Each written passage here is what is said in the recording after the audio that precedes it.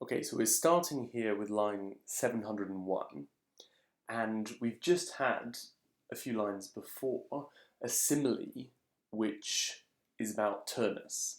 So a simile which compares Turnus to this bit of rock falling down from the top of a mountain. Now here we have a simile which is about Aeneas.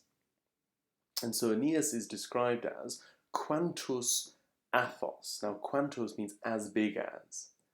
So, as big as Athos, or, that's out, as big as Eryx, quantus Eryx, or as big as, so we can imagine quantus a third time, as big as, and then the third comparison, the third nominative, really comes a couple of lines later, pater Apenninus, which means father Apennine. And it's, you also get ipse here in line 701, which is going with pater Apenninus. So father Apennine himself, cum fremit, cum here means when, and fremit here means something like resounds. So when he resounds with koruskis, here koruskis ilicibus. Now, ilicibus means oaks, oak trees, and koruskis, koruskos is an adjective which means something like waving or trembling, something like that. So perhaps resounds with its trembling, with his trembling oaks, or something like that. And, that's que, rejoices, gaudeo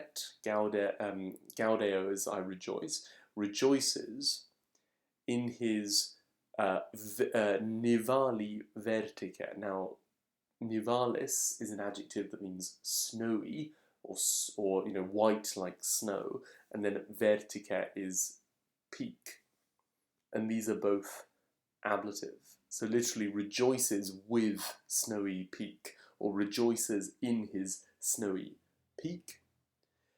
Se atollens, raising himself up. So atollens is a participle meaning raising up, and then the object is the reflexive pronoun se, meaning himself. So raising up himself ad auras, literally to the breezes, but I think the idea here is to the upper air, to the sky, to the heavens. Then we have jam vero, jam meaning now and vero meaning indeed.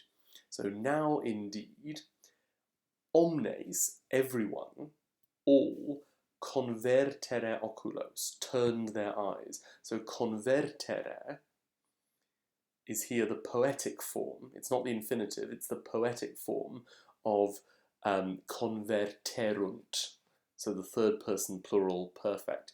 Everyone turned their eyes, and it's really, the everyone is three groups: the Rutuli, the Rutulians, and the Trojans, the Troes, and the Itali, the Italians. And also notice certatim, which is an adverb which you should actually add to the translation on page 21. It means eagerly. So now, indeed, all omnes eagerly certatim turned their eyes, convertere oculos, the Rutulians, Rutuli, and the Trojans, et Troes, and the Italians, Itali. And then we get quique and quique again. So both, so que and que we can translate as both and then and. So both those who, qui, were holding tenebant, the high walls, alta moenia, And this doesn't mean holding as in literally gripping with their hands. It means holding in the sense of defending the high walls. And those who, cuique, and those who were pulsabant, were battering, were hitting the imos muros, the lower part of the walls.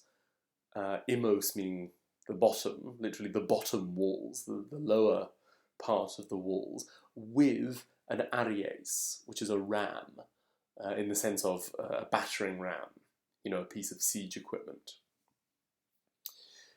And then we go to line 707.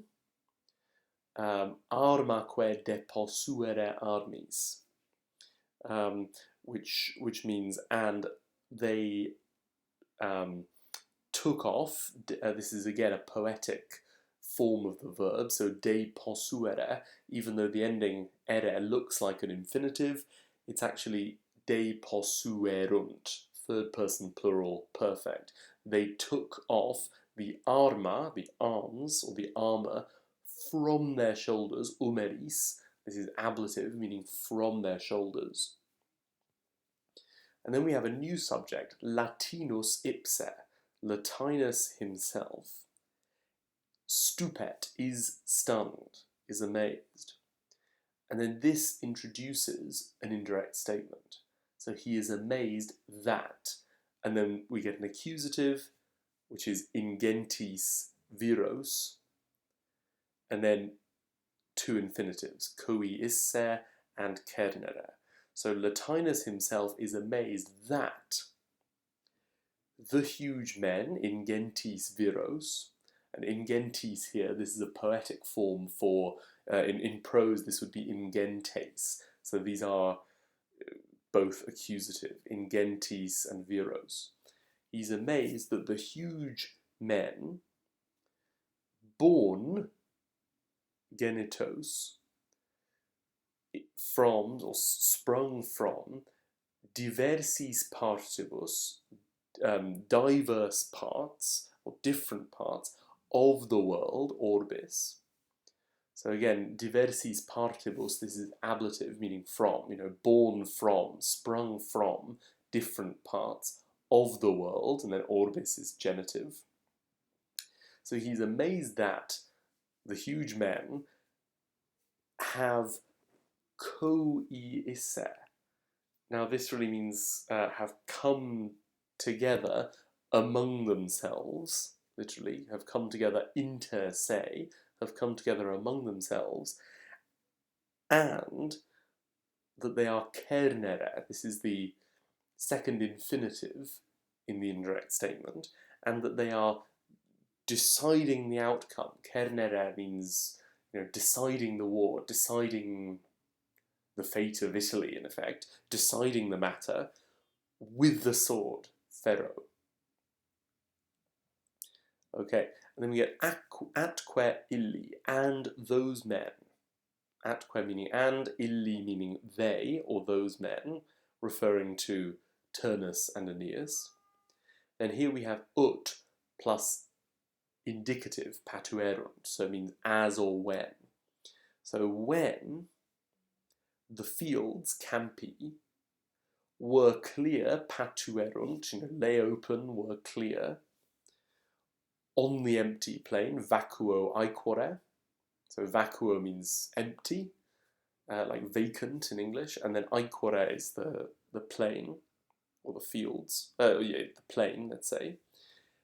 And then we have an ablative absolute here, conjectis hastis, and literally that means with their spears, hastis, having been conjectis, having been thrown, and then eminus is an adverb, meaning at a distance. So, and then procursus means a sort of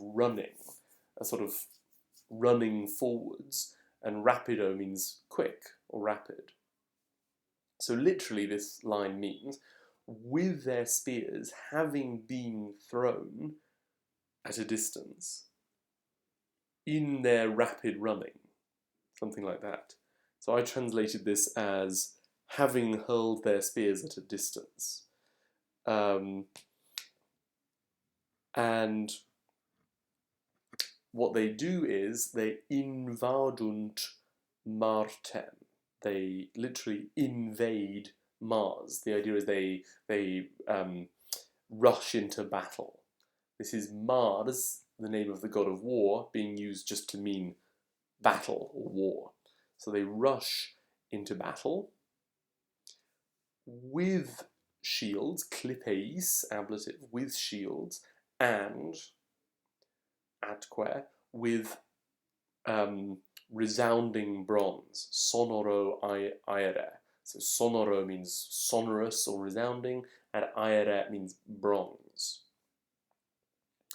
And then the earth, tellus, gives a groan, dat gemitum. So dat means gives, and a gemitus is a groan or a moaning sound.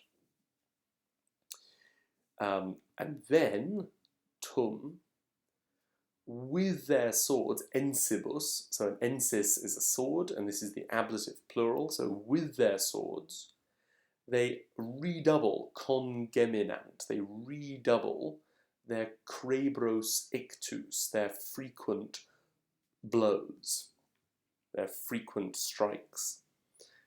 And then this last phrase here, chance and courage, force et virtus, chance and courage are mixed, are blended, miscentur, this is present passive, are being mixed or blended in unum, into one.